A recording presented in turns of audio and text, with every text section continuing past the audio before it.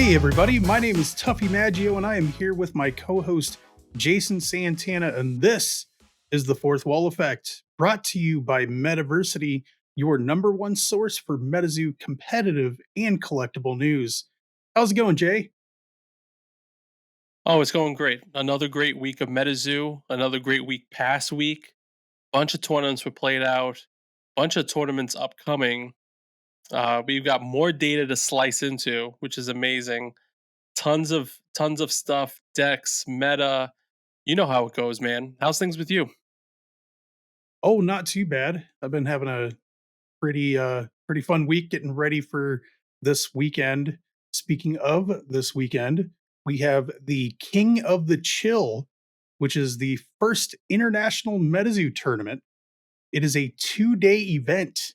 So it happens in Fort Worth, Texas, but also Waterloo, Ontario, Canada. So there's already 64 people signed up in Texas out of 100. And then there is a 25 out of 25 spots in Canada that is already filled up. So there is no more spots available in the Canada tournament. And here's what makes it really special. So the top 8 from both events, which is 4 in the US, the top 4, and the top 4 in Canada, get to play against each other on TTS on Sunday. And that is how it is determined who the grand champion of the King of the Chill really is. Yeah, that sounds amazing. It's going to be a fun-filled event for sure. I mean, 100 people, up to 100 people can be packed up in this location at the loft over there. There's going to be food, there's going to be beverages. It's just going to be a good time, good MetaZoo time for sure. And we have to thank the sponsors of that event. That's the Smoke Squad Collective, headed by Smith Wright. We've got Caster Society, the usual suspects out there, and a new sponsor, Metakai, is also going to be sponsoring the event. And then over in the Ontario side is Atlas Collectibles, over in the Waterloo area. So some great names, some new names, and I'm excited to see the fruits of our labor because you've been working hard on this. I've been working hard. We've got a nice team going together there, and it's going to be a blast. I mean, you're going to be casting. You're going to be on the mic with Speed Lemon, and I'm sure you're going to have a grand time being able to do what kind of like a true childhood dream would be for you, wouldn't it? Yeah, I mean, I've been playing, card games for 20 plus years. I've been watching streams of big tournaments, all those years. And it's been something that I kind of wanted to do. And here, I don't know, about 11 years ago, I was streaming on Twitch and I loved, just talking to people and that sort of thing. So I figured I'd have a pretty good time, you know, kind of casting an event. And lo and behold, we found Metaversity, and that's there's a pretty big opportunity to do this at events.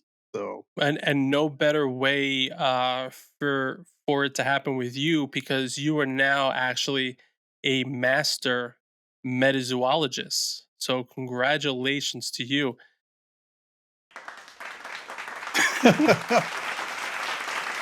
Congratulations, my you. friend, my friend. Yes. Yeah, it was How's it a feel? How does it feel? it feels pretty good. I think there's only like 8 or 9 master metazoologists right now. I'm sure over Wow. time there's going to be some more. Yeah. They just opened up the tests for master metazoologists now.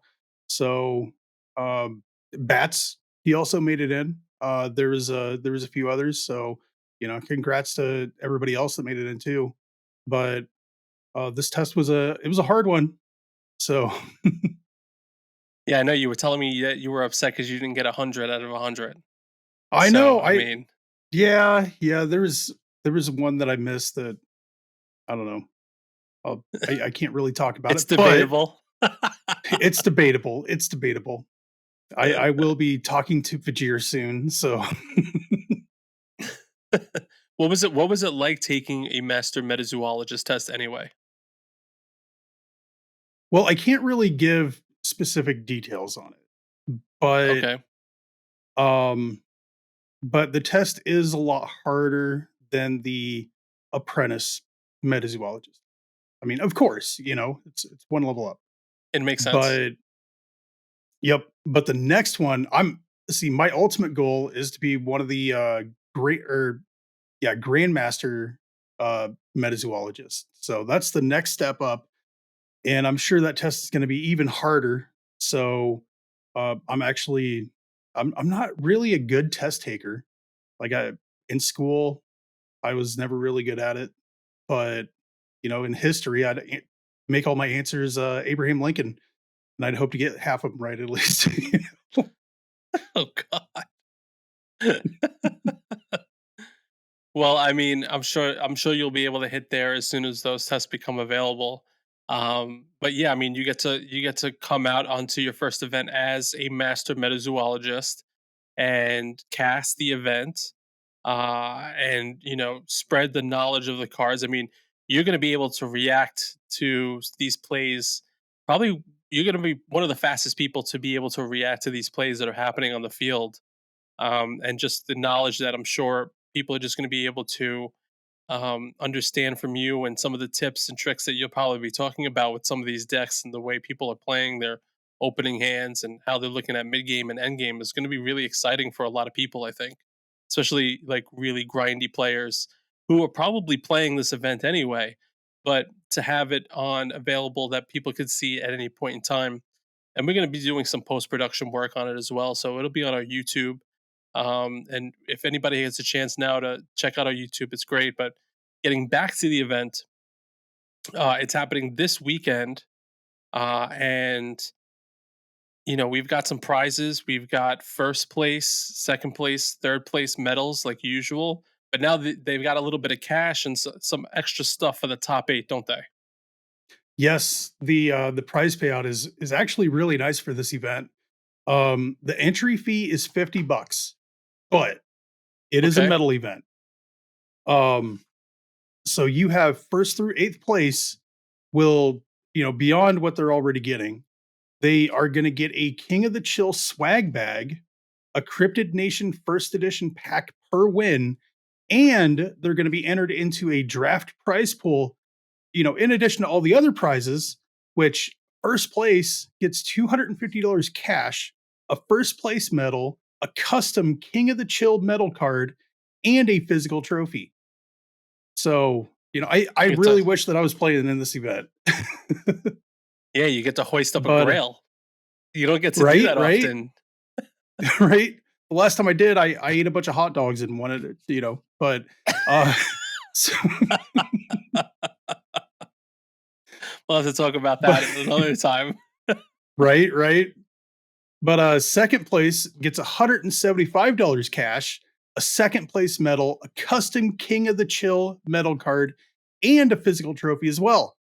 Okay. Third place, yeah, yeah, not too bad, right? Third place gets $125 cash, a third place medal, a custom King of the Chill medal card, and a physical trophy. So all top three get, medals, like two medal cards and a trophy. So that's pretty cool. It's going to be a I nice mean, you picture can with all also them. get. I mean, let's not forget about the C and one pack per win. Yeah. I Yeah. mean, why not? Because people like to rip stuff anyway, too, right? Oh, exactly. That's one of my weaknesses. But not so top 3 is really nice, but also 4th through 8th place is going to have a King of the Chill swag bag.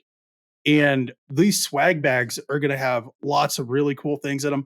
Smitty hasn't exactly given the details on them yet, but they will be worth it. Like it's people are going to love it. Well, Um, hold on a second. The swag bags are cool, but can we talk about this draft prize pool for a second? Because there's some juicy stuff in here, to be honest with you. And I mean, first off, it starts with PSA 10 Cryptid Nation First Edition slabs that are going to be in the prize pool. That's pretty sick. There's That's gonna big. be Yeah. Amazon gift cards. There's gonna be NFT booster boxes, the ones with the sticker on them that are only eligible to people who own NFTs. Magicast, which I'm a huge fan of. I'm absolutely in love with Magicast. Holiday promos, and then also an NFT PFP profile picture. So you come up with a nice new, I don't know which profile picture it is, but maybe it's a Sasquatch or a Babe the Blue Ox. Have you seen those NFT profile pictures, Tuffy? Yeah, yeah, actually, they're pretty cool. There's all kinds of really nice, like, What it's would you not say really would my you if thing, you can get but one? If you have one or you can get one, which one would be the first choice? I would have to say some Mothman version, I think. Some Mothman I version, typical. I mean, I know that I don't want one with the blindfold. I think the blindfolds are, yeah, but Okay. the ones like, you know, but yeah, Justice is Mothman. blind, right? Was that the whole thing? It's supposed to be like Justice is blind? I have no idea. Like the scales of law? I don't maybe I have no idea what I'm talking about. I I mean, it's all in the eyes of the beholder, right? That's true. Hodlers. Hodlers? Is that how would you say it? Eyes of the Hurdlers? hodlers. Yeah. It's a crypto thing. Anyway. But Oh, there's a t I get okay. you thing. Well, I had a brain fart. But, there's also a lot of people playing in this event that are, like, top tier level players. I mean, the first one that we have to rattle off at the top always is gonna be Easton Evans. He's registered for the event, probably projected to be, if we were doing overall standings, projected to be number 1, just because of the player who he is. And we have a few more that we probably wanna mention as well. Yeah, I mean, you have people like Logan Schneider. He's been on a heater just like, just like Easton, and probably he's probably the second most first place medals in the game, second only to Easton. Mhm. And they're both versatile players. But yeah, Logan, he's got a pretty good track record of doing well at events, and I definitely see him doing well. Another person is Mr. Runner Up, Dylan Medikai Tran. So he's a part of Caster Society as well as Easton, and he got second place at the Caster Cup. He Mhm. honestly, in my opinion, he is the master of the Lightning archetype. So if there is a Lightning deck that makes top eight, my money is on Medikai being that pilot. And he's also a And that sponsor too. So, I mean, what better way, right, Hoist the right. trophy over on your own sponsored event. Win your own tournament. But then there's like Herman Herrera. He's Logan's teammate, and he has multiple medals as well. He won the January 1st TTS tournament that Metazoo put on, Mhm. and so he got an NFT from that. But And he's also the creator of the lockdown, the cosmic, what we're calling here at Metaversity is the Lock Woods, the inventor of the Lock Woods, or at least putting it together and playing it and taking something down from it. yeah, and he recently won a medal also in one of the Texas tournaments, and so he's had that recent success. He's kind of on a roll. So, I put money on him, probably making top eight as well. And then another person, Doug Haas, Mr.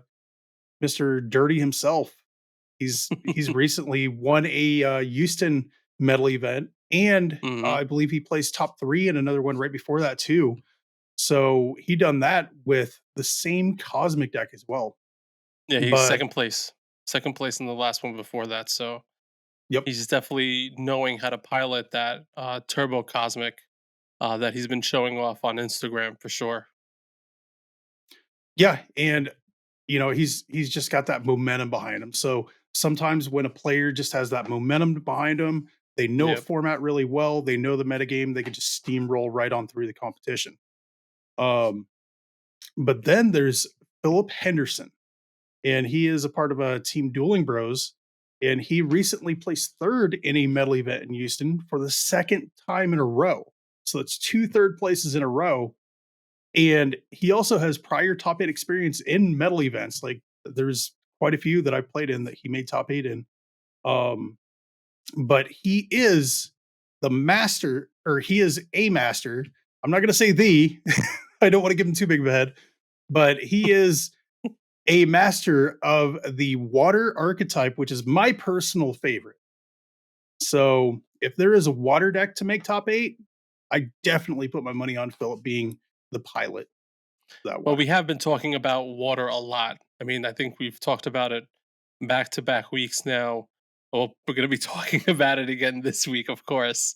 Um, but overall, and this might be a tough question for you, but who's your horse?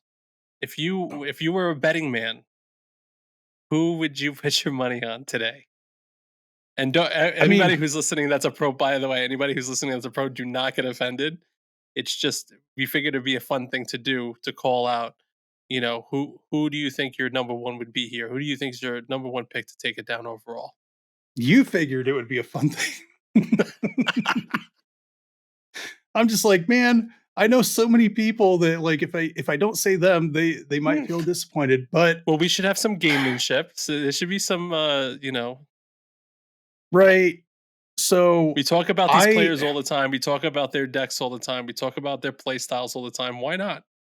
Why not? yeah, I mean, statistically, if you were to put your money on somebody overall, um, somebody like Easton would be, the probably at the top. But but But I don't there's a think but. Easton is right, right. I don't think Easton is going to be playing the deck that I feel is the best positioned in this metagame. Mm, So I am going to my money's on him playing the like the Darkest Flame deck. okay. Um Wait. which That's what your bet is. Your bet is on no, Easton. no, no, no, no, no. Oh If I no. had to bet on what deck Easton was playing, it would be the Darkness Flame deck. Oh, okay. I don't think that's a good pick right now Okay. because my pick would be Philip Henderson since he is Mr. Water right now. So I love the water deck in this metagame. And like I said, if there was a water deck that Wow. made top eight, but yeah, it would be Philip Henderson. So how That's about a how about bold you? move, Cotton. That's a bold move, Cotton. Yeah, yeah, I know. But hey, I mean, Um, do you want to know a little secret? I mean, you're listening. I'm going to say it anyway. It's uh, the same one. I got the same pick as you. Philip Henderson, I have as my horse to win this event overall great because minds. we are absolutely fascinated with water, and there is only one of the top players that we could recognize out of that list that has multiple achievements navigating with water and who's consistently taking down medals in the last a few weeks with water because and that's all he plays. So if anybody knows it any better and is going to show some competitive advantage in this, it's definitely going to be him. I think overall because we love water right now, and he's just got a good track record. Yeah, and I mean, I'm like 99% sure that he's going to play water. Um, Now there's other really good water players that, Hmm. that I know, but like with knowing that Philip is going to be playing water, my money's on him. So, but yeah, Well, good great luck. minds think Good luck, alike. Philip. I'm glad. No pressure. Yeah, good luck. If you're listening, Philip, no pressure. Yeah, sorry, Phil, but you got to win this one. Well, yeah, I mean, we're excited to see the results of this one. We're excited to see all these players come out. And we'll be doing interviews throughout or we'll try to do interviews. Um But it's going to be a fun thing. There's going to be a lot of post production stuff, so everybody has a lot of memories. And overall, I'm just excited to have a good time. I mean, it's free. Is it free food, free drinks, maybe something like that? So I mean, it's just Yep. going to be a good time. I mean, that whole community there has known each other for a while. I know I've been there a couple of times. I haven't really, talked to too many people, but this will be my chance to kind of talk to everybody. So I'm looking forward to saying hello to everybody for the first time or a second time, or just reuniting with a bunch of people there. I'm excited to have a good time, and I'll be heading there early just to kind of prep for everything. So I'm excited. I'll be tired from prep. Lots of editing, lots of content that's going on over here. But let's move on. Let's move on to some of these past tournaments that have been happening or that have happened in the last weekend. And we'll start with one of the tournaments that you were supposed to actually be a judge at, which was the Gubu Hobby $1,000 competitive constructed event over in Georgia back on 9/24. Mhm. Yeah, thankfully, Kendall was able to, step in for me on that one. But so there was 26 people that registered and 23 showed up. And the winner is also from Team Gubu, and that is Marius Gutsu. So I hope that I did not butcher that last name, but, Congratulations, Marius. yes, congrats. Congratulations. Team Gubu, absolutely. And, he did win with Lightning Quetz. So his list was pretty cool. What was really awesome is that during the premiere of our last podcast, he was actually talking to us in the chat on YouTube. So that was really cool. He Um, was, yeah. That was actually pretty cool. mhm. But yeah, first place, which he won. First place medal, $300 cash, a participation medal, and a UFO booster box. So hopefully he got some really good pulls out of that booster box too. But On we top we of got his some. first place medal, of course. Oh, right, yeah, that first place medal. Like I need to get me one of those one of these days. But the finals did end up going to a draw in game three. So we got a little bit of info about the gameplay here, and so both Marius and Austin, who uh, who got second place, ended up going to a sudden death game because since it's a top eight, you're not allowed to just have it end in a draw. So they went to a sudden death game, which is when both players have 250 life points and a new game starts. So Marius was able to win with a turn two Cryptid Nation promo into a Quetz. So playing that turn two Quetz, I'd almost assume that maybe he was going first. So if he went first, getting down a turn two Quetz is really good. Um, Yeah, I mean, that's great. First off, a Lightning player making it to first place, which we haven't seen in quite mhm. a while. It's been a lot of Cosmic, it's been Water and Fearsome Critters, and boom, here we are, Marius navigating, piloting through this field of 22 other players to take the crown, which is amazing for Marius. And I mean, he was even asking us questions in the premiere, because our premiere actually started on Saturday morning. Usually we do it on Fridays in the afternoon, but it came out on Saturday, and he was there talking, asking about different cards. Maybe he got an extra tip on the card just by being there and asking questions. And geez, he was ready. He was certainly ready.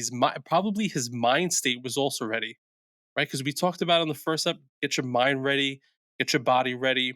And I mean, he was already in the MetaZoo world mentally by watching our podcast for an hour. It was on for an hour and a half, so it was just total MetaZoo mode. Yeah, one of the things that I do to get into that MetaZoo mode is I will, or just any competitive mode, I will listen to Eye of the Tiger. Okay. So I listen to Eye of the Tiger, I get pumped and ready to take it down. But yeah, no, he did really well, and hopefully listening to us, did something to push him past that threshold and get that first place. But yeah, Austin Tankeray is his Discord handle, is known to be a fearsome critter player, and he got second place. He also has a multiple card game background, so also including MTG. I met him in Orlando, and he seemed like a really nice guy. He did knock me out of top 8, so there's Wow, that. But he is known to be a fearsome critter player. Like he top 32 the Caster Cup as well with fearsome critters. But fearsome yeah, critters. I like fearsome it. critters are fearsome, man. They're fearsome. I like it. Uh, I like it. But let's go and talk about Marius's deck, because he had the lightning, but he was also splashing for some other colors, and he even included some other cards that we might not have talked about before. And one of those cards even includes Earthquake. oh yeah, Earthquake is pretty huge, especially in the Frost matchup. So Earthquake, what it does is for one Earth aura, you get to deal 50 damage to all beasties with burrow, and if they are currently burrowed, they are no longer considered burrowed.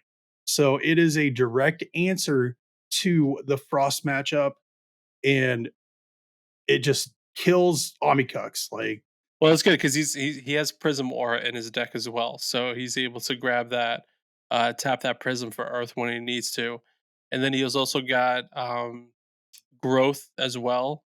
So he's able to draw into those cards.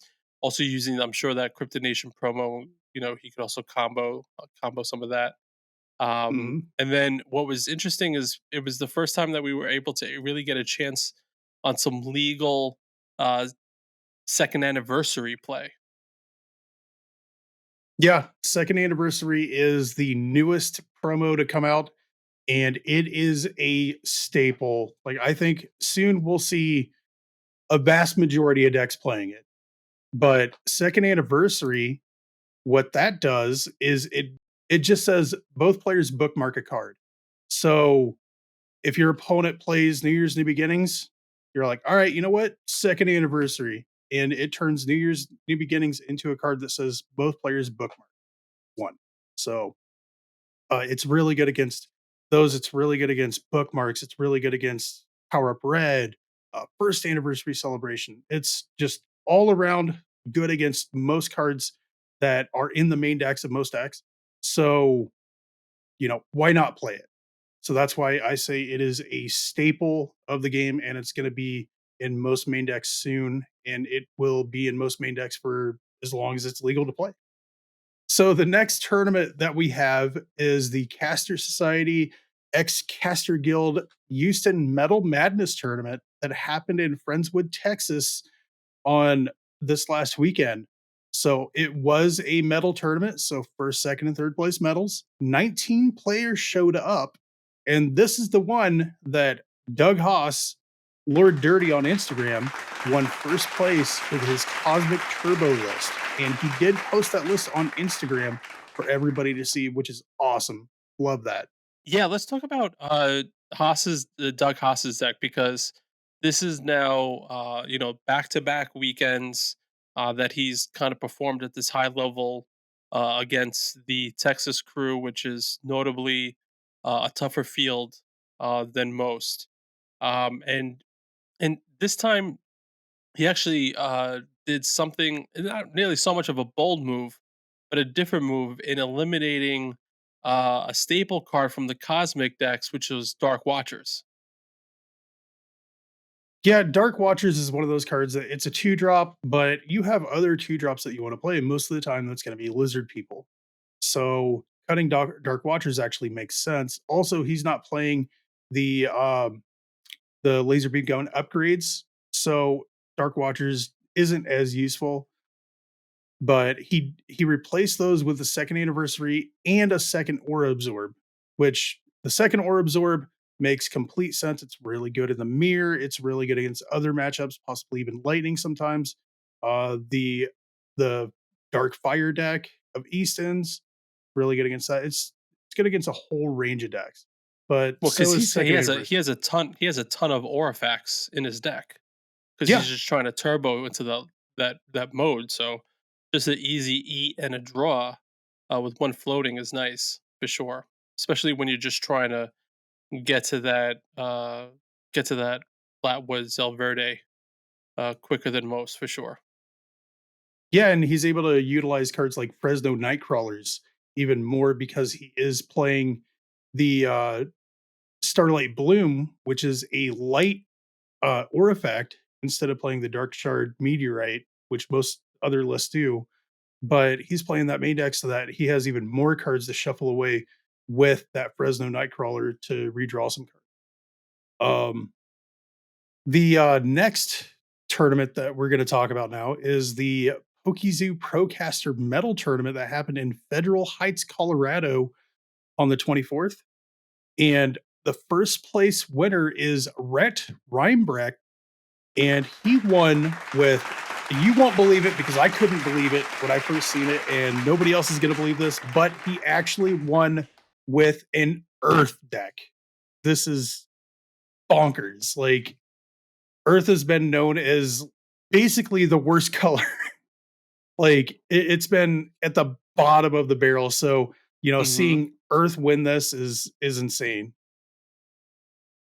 Yeah, I'm sure they've probably play tested a ton with this card because there's I mean, how could you bring out a deck that is so different than what we've seen before? I mean, on average, we're seeing one Earth deck per tournament out of like a 30 or 30, 40 entry tournament.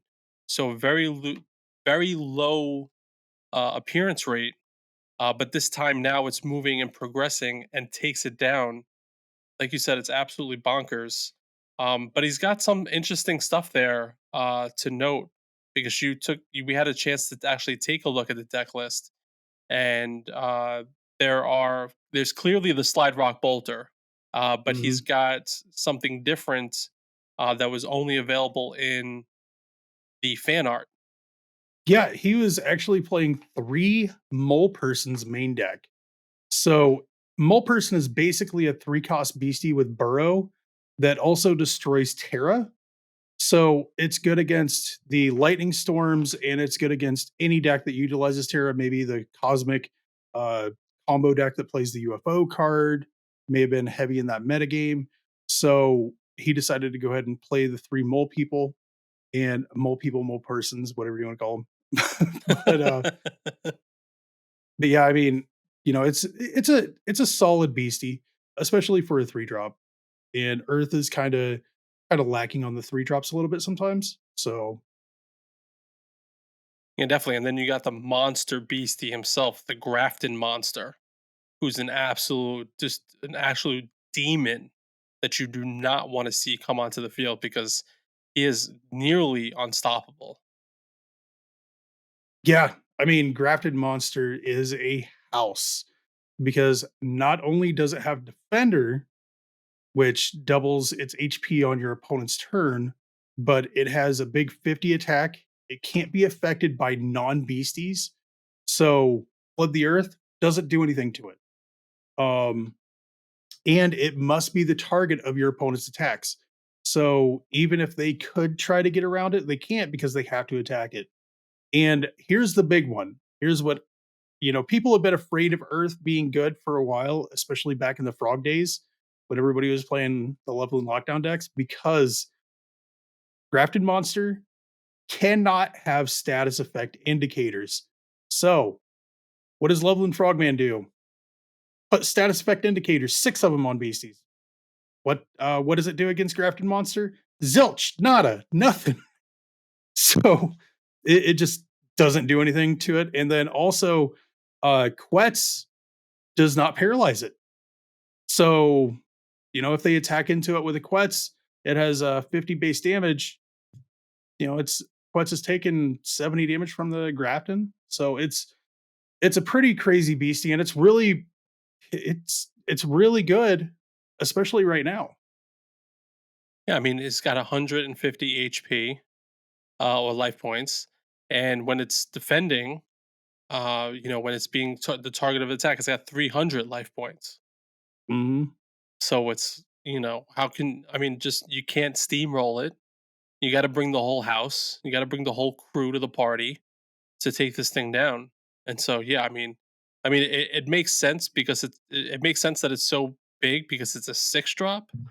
But if you're getting that late to the game and you could do things like index or if you could magically top deck this thing, it's pretty crazy. I mean, I got a chance to see the Grafton Monster a few times in the Cashless Society little wacky every fourth wall is active type every fourth wall is active weekly tournament. And so seeing Grafton, I was like, I never really saw Grafton before, so I was like, what, how am I going to beat this? How do I even do anything? And it's just like, can't really do anything.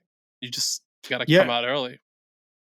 yeah, and the reason why you'd see it so much is because its fourth wall says, what is it? If it's Mother's Day, it costs 0 to play. Yeah. So pretty much Yeah, everybody crazy. was playing it. But yeah, Yeah, it's so, getting the experience and getting to see Grafton, yeah, it helps me a little bit. But yeah, I wouldn't be on the bottom end of that matchup for sure. yeah. So the next tournament that we're going to talk about was a pretty big one. How Massive, many players? not How many big, players was it? massive. 40. Massive, not massive. Yeah. 47. 47 Yeah, for 47 4. players. 47 players in the Cards to Go Medal tournament. That was in Robbinsville Township, New Jersey, and that happened on the 25th. And first place was Eric Quiroga. I'm going to hope that I pronounced that one right too. But he won first place, and he won with. This is Water? the part where you say yes, yes, yes. He won with the Loveland Lockdown Water Deck, and we got to give him a round of applause because it was water. So my favorite deck, and his list was pretty much a classic water list. We got to see that he was playing Terra, so River and Lake.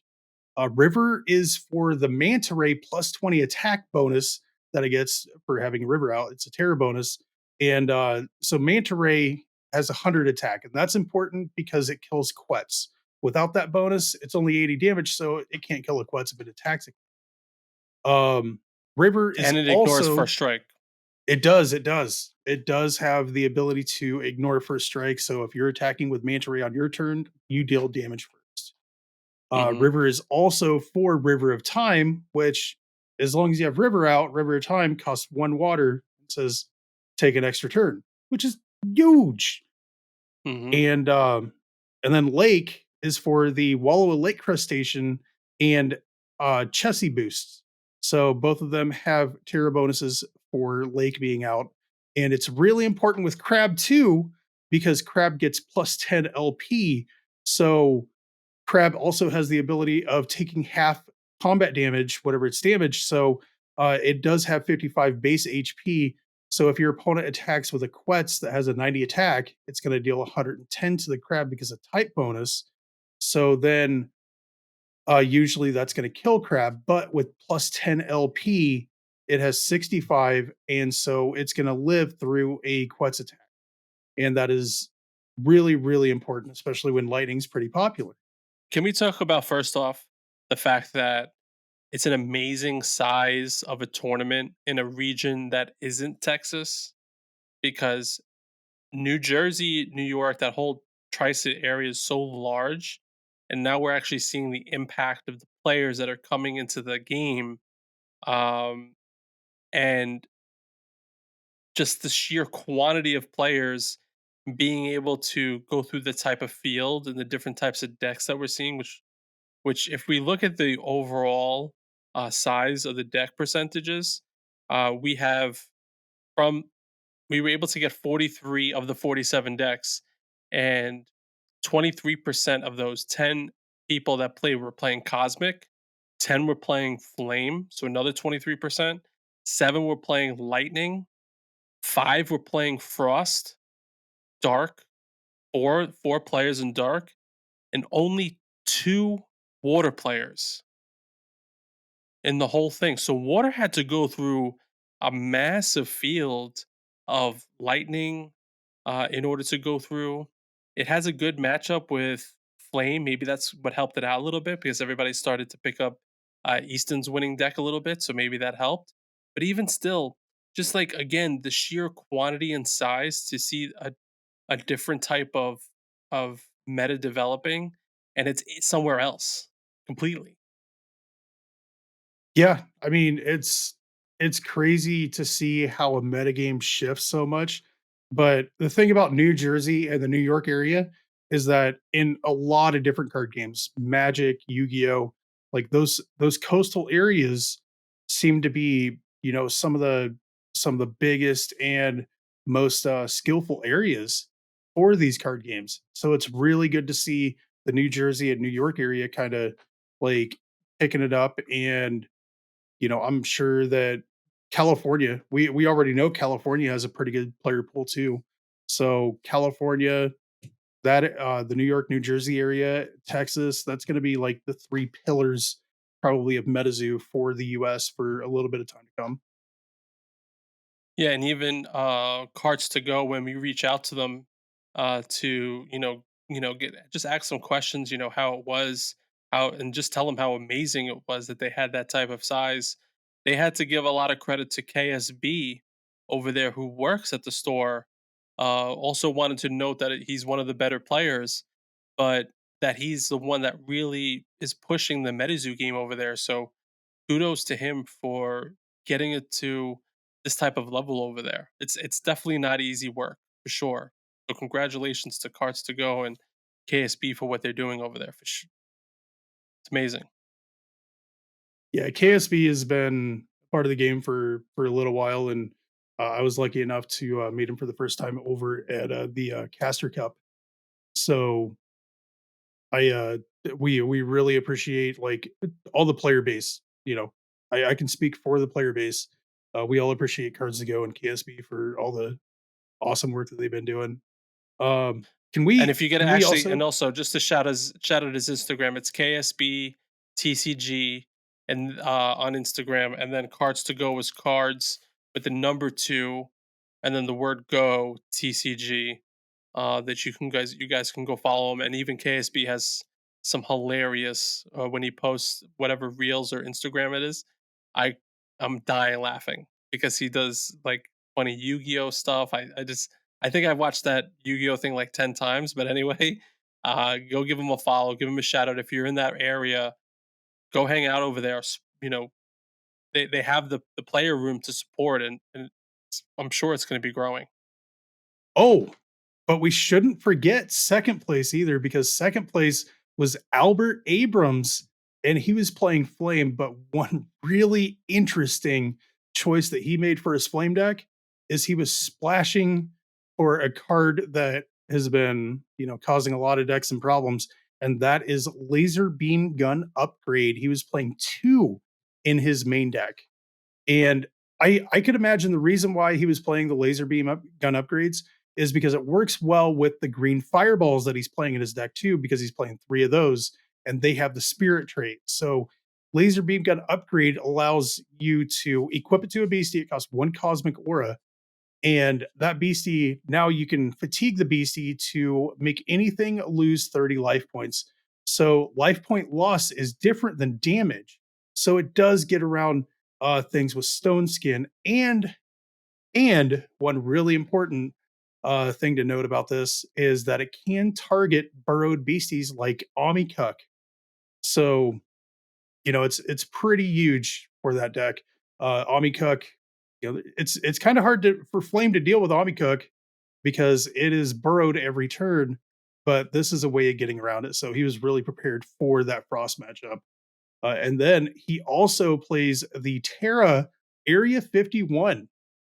So Area 51, what that does is it slows the game down because it makes all beasties cost one neutral extra when you contract them, or they get the status effect confused. And then he also has three Hateful Demise and two Dark Aura in his side deck archive. So that's really good against quets, frost, water, spirit type beasties. Most of the time have two different traits. So, it and hateful demise also cannot be prevented. So it can't be countered. And so it does a lot of work in a lot of different matchups. Yeah, what's interesting though is that as strong as that deck was probably, he actually when doing the analytics on the deck size there, he featured 13 spells in his main deck. But it was different from Easton's because Easton actually had 16 spells in his main deck. So he actually dropped the spell counter in lieu of some beasties. And I think he had included like Iowa Dragon in that, maybe Piazza Mhm. Bird as well. So it would have been interesting to see if he had upped the spell quantity versus beastie quantity, and if he could have been able to kind of maybe take down that first place title there instead of being a little bit more beastie dependent. Yeah, I think the main difference between his and Easton's is that he plays the hateful demise in the side deck, and kind of in place of those would probably be the laser beam gun upgrades. But I mean, he did get second place. So True, you never know what happened in his match or anything like that. But it's a really solid showing, especially in a 47-person tournament. That is, absolutely, you know, that is great. And it's not a deck that, he could just copy from anywhere or, net decked. He made his own deck and got there with it. So, kudos to him on absolutely, that. And absolutely. then, But what we want to really talk about here is besides Andrew McCluskey's third place cosmic lockdown um, trophy or medal there is actually fourth place, which is Matthew Hernandez, who came out with something that we had talked about in our maybe 2 3 weeks ago. What you wanted to see come up, Tuffy, which was Grays. yeah, he was playing a deck that featured 10 uh, cosmic beasties called Greys, and they're basically a one drop that when you contract it, you look at the top card of your deck, and if it's a Greys, you can contract that for free. So you can play a turn one Greys and hit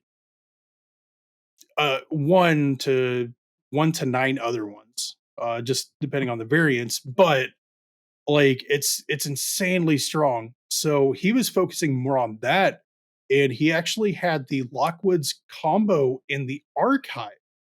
So he was Mm, basically being a little bit more aggressive game one, and then game two he had that option to bring in the Lockwood's lock if he really felt like the matchup needed it. But kudos to Matthew on that, because honestly, Braze is something that I've been waiting to see do something, and I didn't have the balls to do it myself. So I'm glad he did. but not only did he have Grays, but he had all of them. He featured Yeah. all 10 in his deck.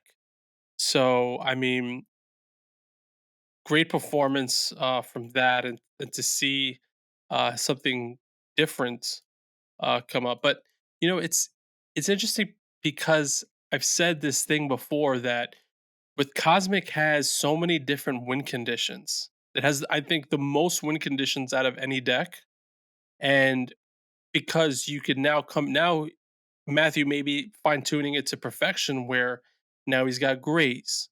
He can have Lizard People with Reptoid Ruler.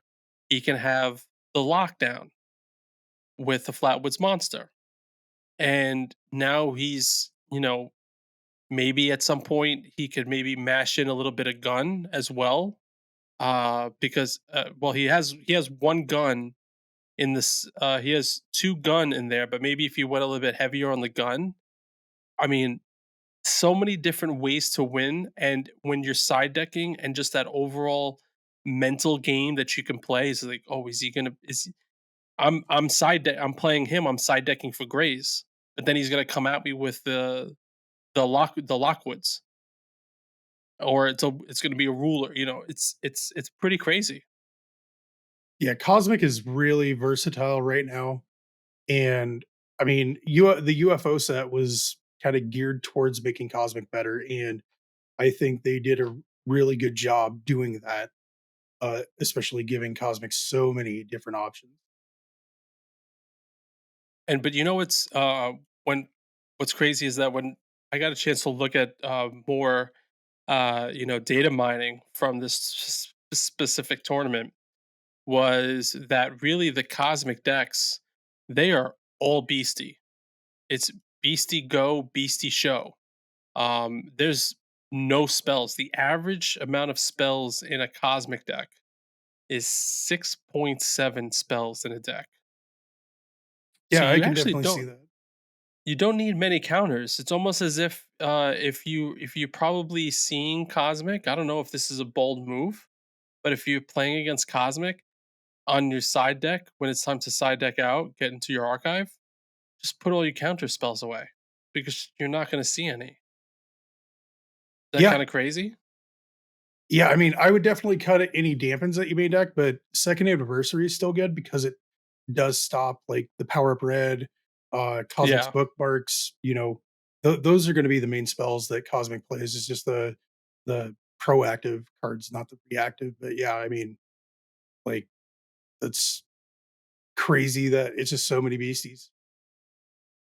Yeah. I mean, I couldn't believe it myself just how many there were overall. I mean, to see that type of spell count in this one. And then also with the flame, I know we talked about how uh, flame deck only had 13 versus Easton 16. Overall, all the flame had just under 13 at 12.8 versus the first place performance at 16, which is why I kind of alluded to saying it would have been really interesting to see if the flame decks really pushed it to 16 spells, because maybe one of those decks would have actually hit, if in a combination, if most of them would have hit kind of for that extra spell, or extra three spells, instead of focusing on Iowa Dragon or Piazza Bird, how much those rankings would have changed.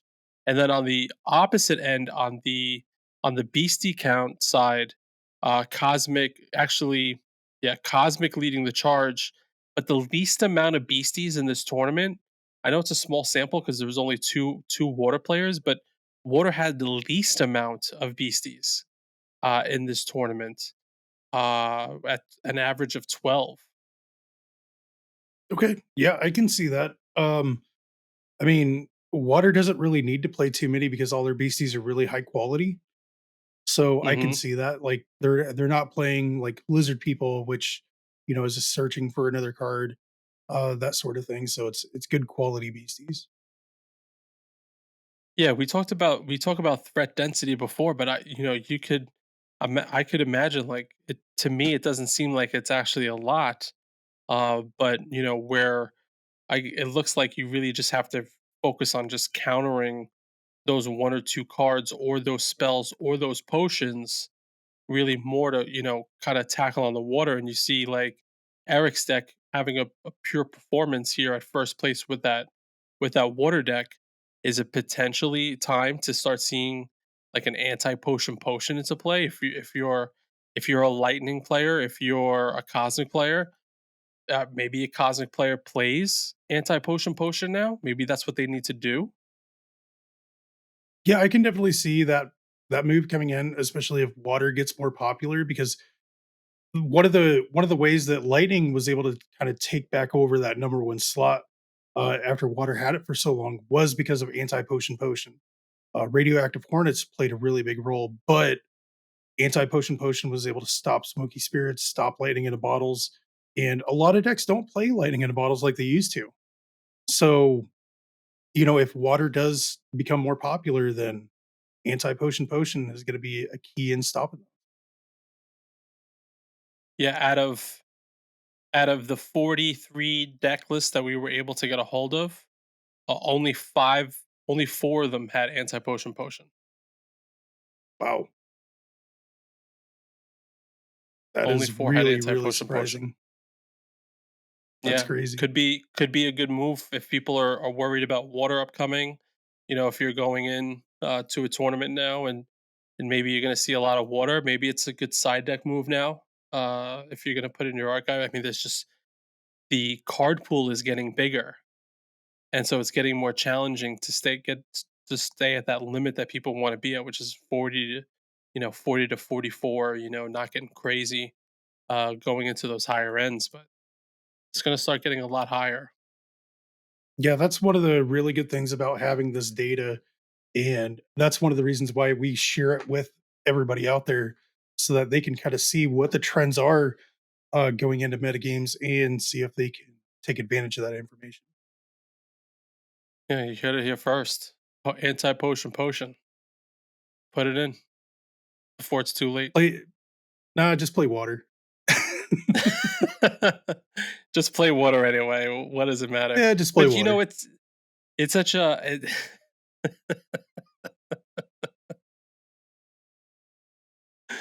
oh boy, we're gonna have a good time this week. We're gonna start looking at players and seeing what they're playing, and we're probably gonna have some of the best information upcoming after that one because we're gonna go through that data again. That'll be now 3 weeks in a row that we've had large data sets that we'll be going to be able to provide for people to kind of tackle the meta a little bit to kind of get ahead of the game to so this way these people can take down their medals, take down a medal. You want to see metaversity listeners and watchers take down medals because we're providing the content, we're providing the information. We definitely want you to win for sure. Yeah, that's one of the things that I've always championed is kind of more visibility and more transparency uh in the game with, with the good players out there and what decks are out there. So being able to present all of this data to everybody from such a big tournament from cards to go. And then also, like you said, King of the Chill, that's gonna be 60 plus players. We're gonna have all the information from that, and we are going to bring it all to you guys, our metaversity viewers, listeners, whatever you are, you're gonna get the good stuff. I have a question for you. It's kind of a new segment that I want to start talking about. And Okay. this new segment that I want to talk about is called Should It Stay or Should It Go? And in this segment, what we do is we rattle off a deck. We rattle off the name of a deck, and I'm going to say basically I'm going to say like lightning or water or whatever, and I'm going to pick a card from that deck that's pretty prevalent. And Mhm. Tuffy, you're going to tell me if you think that card should stay or should it go? You ready? Okay, you're putting me on the spot here, but I am ready. Let's do this. Okay. Okay. So starting with the, all-encompassing lightning deck, the card of choice is Phantom Car. Should it stay or should it go?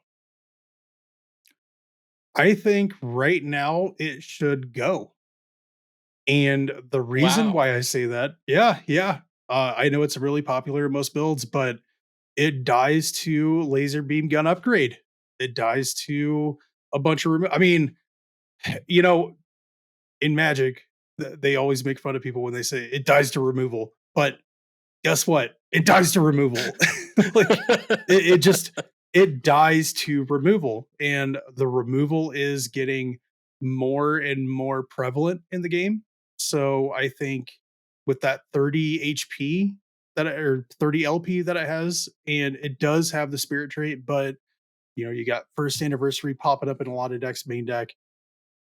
It's just I don't think it's good enough anymore. I think Lightning needs to drop it and start playing something else.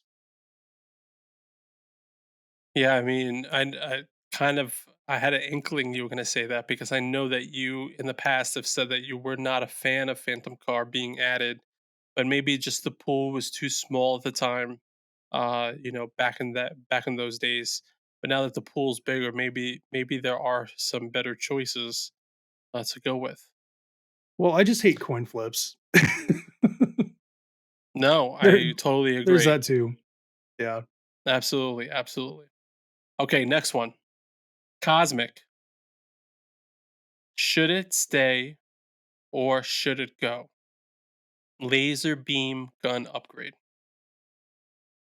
That's a really good question. I think right And this, by the way, now, is main deck. These are main deck questions. These are main deck questions. mhm, I so I'm a really big fan of Doug Haas's Cosmic Turbo deck, uh, which he just won with, and I think that you can't really play the laser beam gun upgrades in the main deck if you are trying to go for the turbo version of Cosmic, which generally in the Cosmic Mirror, it's whoever gets the Lockwood's combo first.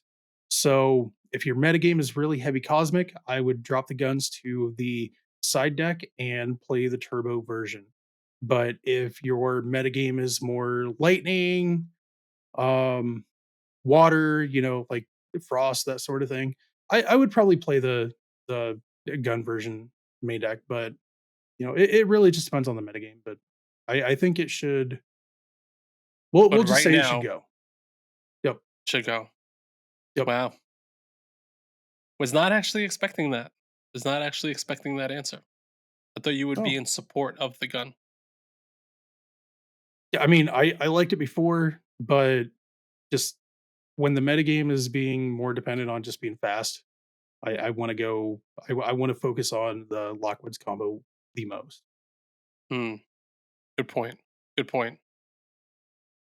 Okay, let's go. Let's go to flame. Let's go to Gosh, flame.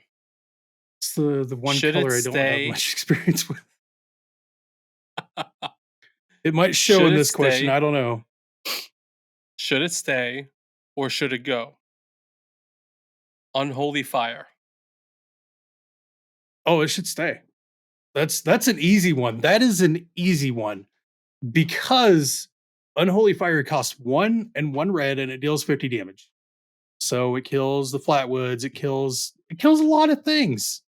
So since it's solid removal. I mean we've seen Louis Perez uh main decking it in his frost build from the top 8 from Kansas City. I mean, that Hmm. card's good. So So definitely then stay. the question would be is then I guess maybe to kind of side deck the main deck there. Should people, if you're splashing color, if you're dropping Prism Aura, should you start adding Unholy Fire? That's interesting. I think it depends on what you're playing. Um Now, if I was playing water, I wouldn't because I want to main deck Manaya because it's too good. Manaya is just busted. Hmm. But if you are, I think Cosmic, there could be a build of Cosmic that splashes the Unholy Fires, that helps in the mirror match. So you could play Aura Absorbs and Unholy Fires and get there. Um, I think Lightning can definitely play it. Like Lightning is used to splashing cards, so why not? But Hmm. yeah, I think more decks should try splashing Unholy Fire. I mean, they're already splashing Dampen in the side deck so much, and Hateful Demise. So why not splash for Unholy Fire? Sounds good. Sounds good. All right. Yeah. Let's try our next one. All right. This will be the next one, and it's also going to be the last one. If you say Spirit, No, no, it's going to be water. oh, okay, Should it all right, I know stay? this one. Okay. Should it stay or should it go? Power up red. Oh, okay. So just so everybody knows, we did not discuss this beforehand. And most people that have talked to me about water over, back when Loveland lockdown was the main thing, um, I actually dropped Power Up Red really early on. And I don't think you should play it. I think you should play it in the side deck against certain matchups. The Yes, I mean, reason this why is I main say deck. that, Remember, this is main deck. oh, Should it okay, stay yeah. or should it go? Oh, it should go. It should have been gone a long time ago. Uh Like I know people like playing it because you can stick it on something like a crab and kind of win the game off of that. But especially right now, since there's a lot of decks that are playing main deck Hateful Demise, so you stick that on a crab or something with two traits, and they hateful, they get a 2-for-1 off you. And you're all about kind of the later part of the game too. So also second anniversary being played quite a bit more, Powerup Red is a little bit more of a liability because you pay your 3 and most of the time that's all you're going to be playing in a turn is one card that costs 3 or more. And you play your Powerup Red, they counter it, you know, your game plan is just like zilch. So it's kind of a tool when you do play it, but I don't like to play it in this metagame, and I've never really been too much of a fan of main decking it. So that was I love that one from you because that was kind of easy for me. So I appreciate that. Okay. Yeah, no worries. I mean, I could have said should it stay or should it go Terra, but I mean, you seem to be on the good side of Terra being should it stay or should it go. I am going to be on the good side right now, but here in the next couple weeks, once lightning rotates out of the metagame, then I'm gonna say go because it's good against lightning and it doesn't do much for you for anything else. So that's a bonus for everybody. Well, yeah, I mean that's a good segment to go over because I mean, at the end of the day, these are some cards that a lot of people continue to keep playing. They continue to keep adding, and as things start shifting, these are some cards that may or may not make the difference. I mean, especially, I mean, for me, every time I kept looking at the Phantom card being played by Lightning decks, at this point, I kept feeling like this is a nonsense card. Like you're just wasting the space. It's 2 or 3, I don't know how on average how many, somebody's going to be playing, but even 2 is just, like, kind of a waste, like, you just rather cycle to something that's a little bit better. Yeah, I mean, So, it's not a bad card, but it's not it used to be better when everybody was playing frog decks. So if the metagame does go to water a little bit more, maybe you do play Phantom card main deck, but I still hate the coin flips. Coin flips and die rolls. Ugh. not a good thing. Variance. Well, I hope everybody enjoyed that segment, and that kind of goes into our last piece here, which is gonna be the upcoming tournaments. We've already talked about the Smoke Squad Collective upcoming this weekend, which is going to be the largest one. So make sure that you're tuning in on Twitch again. This point of the break to say, do us a favor. If you're watching on YouTube, hit the like button, subscribe, do the notification thing. It's either every Friday or every Saturday. We're shooting for every Friday that this podcast will be on, and then we've got other content. If you're listening to us on, Spotify or any other podcast uh, location, make sure you shoot us a follow. Make sure you're doing those downloads. Helps us out a ton. Really appreciate it. Then we also have a Patreon where you can support us as well for as little as $3. You can continue to support us, so this way you can get this amazing content and also get access and get exclusive content to other things that we do not post on YouTube or other social media channels, such as exclusive interviews with winners, going over deck techs and things like that. And then we have other tiers as well. Just go ahead and check us out. It's Metaversity TCG on Patreon. It's Metaversity TCG on all socials. All right, let's get into the upcoming tournaments. First, our next tournament that we should say is going to be in Seymour, Connecticut. It's the Dr. Cards Medal Tournament, and that's got a high amount of players. 44 available to register. 40 are signed up already. So basically, 4 spots left. It's $25 to entry. It's a medal tournament. They're also giving away LGS promos and play mats and booster boxes to the top first, second, and third winners. So that's going to be pretty cool. I'm sure we're going to see a lot of Frost up there because there seems to be a lot of Connecticut players, I think, that are traveling. They play a lot of Frost. So it'll be interesting to see what happens coming out of that tournament over in Seymour, Connecticut at Dr. Cards. Oh yeah, for sure. And the next one talk about is the Battle at the Midwest Toy and Comic Fest. We have mentioned this before, but it's coming up here this weekend, so we might as well let you guys know a little bit more about it. It is in Bloomington, Illinois on the first. It's pseudo constructed, so they have pseudo environments going on. You can check out all of this info about this tournament for all the pseudo environments on the MetaZoo Play Network. Just search for events that are going on the first, and this will be one of them. Currently, there is 32 out of 48 registered people, so that's going to be a big one too.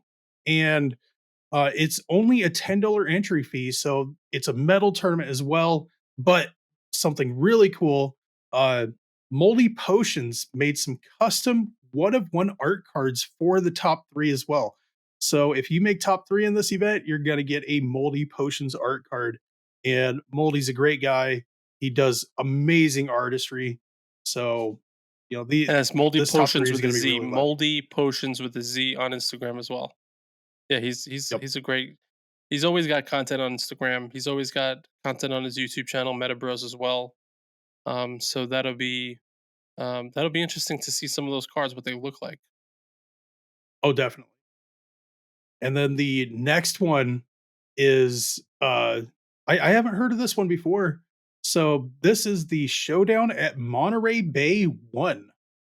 And this is hosted by Monterey Bay Collectors Lounge and Monterey Bay Casters Association. And right now there's 27 out of 32 registered players. This is in Monterey, California, and it's on the first as well. It is competitive constructed, a $35 entry fee, and everybody gets free pizza, drinks, and it's a BYOB. So I don't know if that means bring your own beverage or what, but hey, it sounds like it's going to be a lot of fun. But it Actually, is the a Monterey Bay is a new partner. They just got partnered recently, so congratulations to them. So this oh should be yeah, their first. This will be their first medal tournament that they're doing. So I'm glad it's already got such a high registration rate. Only 5 spots. Should be fun. And they also go live on Twitch.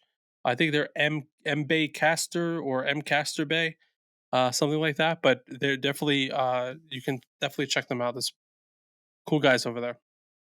yeah. So if they're casting their event, hey, you can watch two events at once.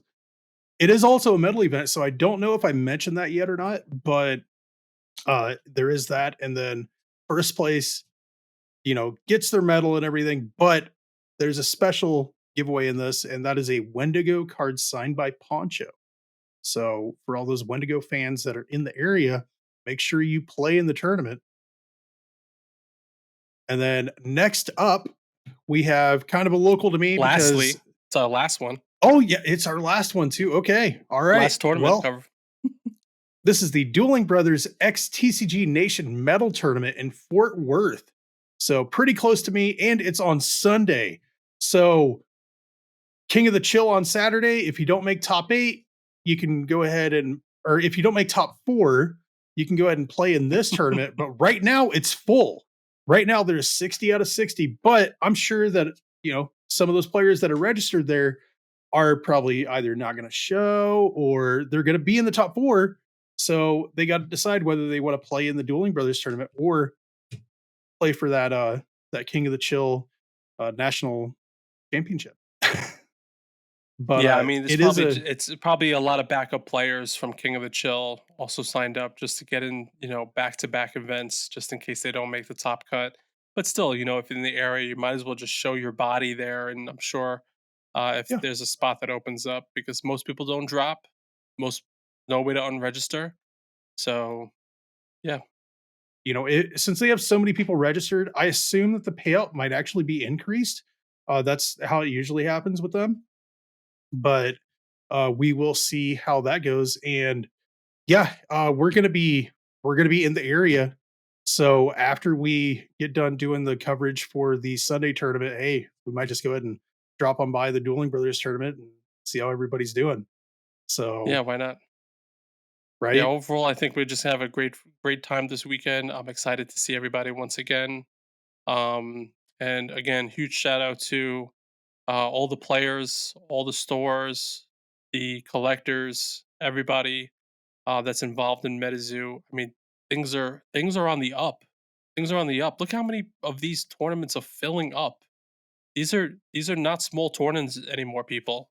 They're not small tournaments anymore, and more announcements and more tournaments are on the way in different areas. More partners.